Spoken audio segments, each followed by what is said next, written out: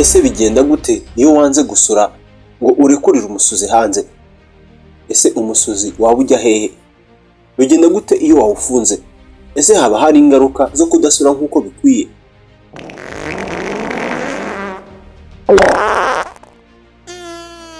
Imvugo igira iti gusura ni umuti. Ese iyo mvugo yo yabituruka hehe? Nitwa Samuel Mugisha. Menya byinshi ku bibera mu isi wigiramo amasomo y'ubuzima. Iyo niyo ntego y'ibiganiro tukugezaho hano buri cyumweru. Niba wifuza kujya wiga amasomo y'ubuzima, kora subscribe nonaha. Niba utarayikora ntuzajya uracikwa n'ibiganiro byacu mu gihe kizaza, kandi bizajya bikugeraho mu buryo bworoshye cyane. Ikaze. Dore uko bigenda. Iyo wanze gusura igihe cyose umusuzi ugutegetse kubikora, hari ingaruka imwe zigera kuri ebyiri cyangwa se zanagera kuri eshatu zikarenga zishobora kugera ku mubiri wawe cyangwa se zishobora kwibasira umubiri wawe iyo wanze kurekura imyuka yo mu nda. Bibaho ko biba byatera ugutumba, kumva utameze neza, ndetse ahubwo n'uburibwe mu nda.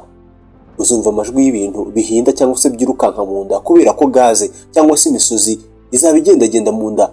Abenshi tuzabyita ko ari inzoka yawe cyangwa se y'umuntu ngo irimo iragenda, nyamara mu nda nta nzoka zibamo nk'izo ngizo tuba tuvuga icyo gihe iyo tuvuga ibi ngibi.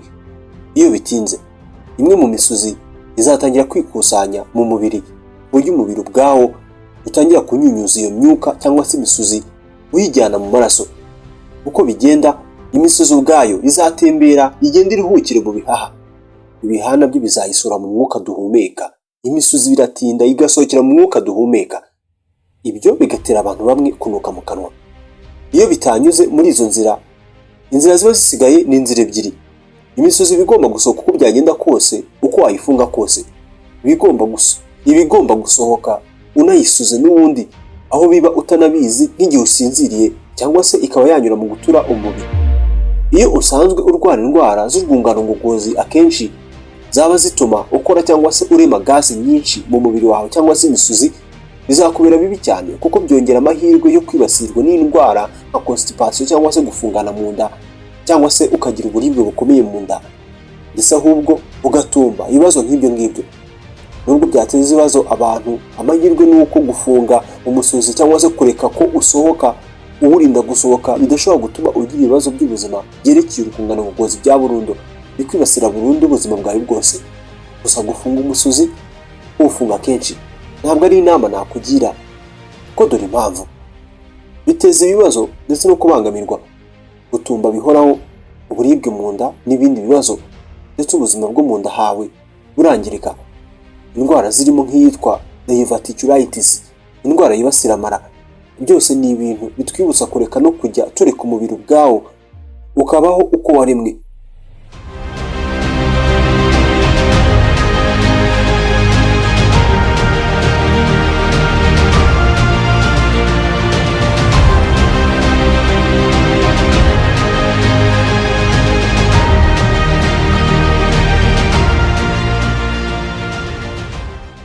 Uko abantu bafata ugusura, akenshi unasanga binatera bamwe mu bantu umuhangayiko utari ngombwa wiyongera kandi kuri bya bibazo igihe bageze muri iki gikorwa bakanga kugikora neza. Tekereza iyo ubyutse urwaye mu nda kandi ufite kujya mu kazi, nyamara uraza kuwukorana n'abandi mu kazi. Uba ugomba kugerageza kurekura umusuzi igihe cyose bishoboka mu buryo butabangamiye abandi cyangwa se bugusebya, kuko ni ingenzi cyane. Hari ibyiza byinshi nyuma yo gusura cyangwa se kurekura imyuka isohoka mu nda.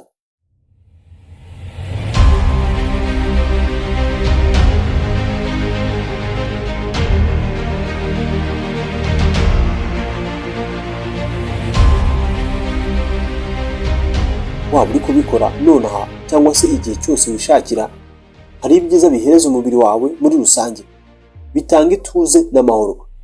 Gufunga umusuzi igihe cyose wumva ukeneye kurekura ni ibintu biba bishobora gutuma ugira ibimenyetso nko gutumba, kuribwa mu nda, kutamererwa neza mu nda, igihe cyose wemereye imyuka nk'iyi kwiyubaka mu nda. Ibyo twabivuzeho. Gusa ingaruka nziza yihuse cyane ku muntu ntabwo igomba kuburamo ko kurekura imisuzi bituma ugogora ibiryo neza. Birazwi neza ko iyo umuntu asura neza ubwo mu nda he biba bisobanuye ko akora neza nawe. Gukora neza mvuga ni ugukora neza uko bikwiye. gucagagura ibiryo, kuremamo imyuka nk'imyanda nyuma yo kubicagagura, guca hirya iyi miterere n'imigenzereze y'umubiri kamere biba bishobora gukoma mu nkokora uburyo urwungano ngogozi rwawe rukoramo. Iyo abantu basanzwe barwara mu nda ntabwo ari byiza ko bayirinda ko yarekurwa mu buryo kamere. Indwara nka irritable bowel syndrome, Crohn's disease, iyo ni indwara y'amara. Kwanga kurekura imisuzi rwose bituma uburibwe bujyanirana n'izi ndwara bwiyongera. Umuntu aba ashobora gutumba kandi kwituma bikagorana. Nyamara gusura bivuga ko bituma ubasha kubana n'izi ndwara bikoroheye cyane, ndetse zimwe ntunazirwara ahubwo. Nyamara gusura ni igikorwa kidatwara amasegonda na 30 ugikora. Sinzi impamvu mubikwepa. Buri gihe iyo wanze gusura, imyuka imwe n'imwe yo mu nda iragenda ikongera ikayungururwa igasubira mu maraso. Ibyo twabikomojeho ku buryo isohokera mu bihaha, ubwo ni umwuka duhumeka, ibintu bituma abantu badasura kenshi bagira mu kanwa hanuka. Nyamara ubu ni uburyo wavuga ko budahagije umubiri wakoresha igihe cyose usohora imyuka nk'iyi nk'imisuzi nyine mu mubiri. Urekura umusuzi direct ako kanya, by'ako kanya aho usanzwe unyura. Ni ibintu bikurinda kuba wagira umwuka unuka mu kanwa.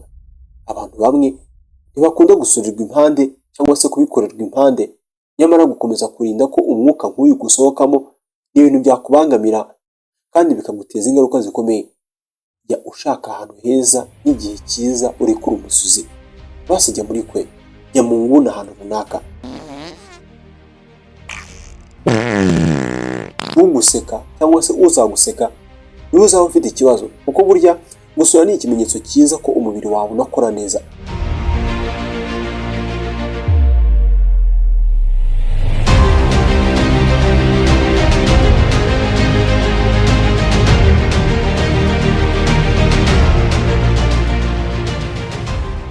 Inshuti bakunzi mwari mukurikiye, hano tukugezaho ibiganiro by'ubwenge, inkuru zigezweho kandi amasomo y'ubuzima, menya byinshi kubera mu isi.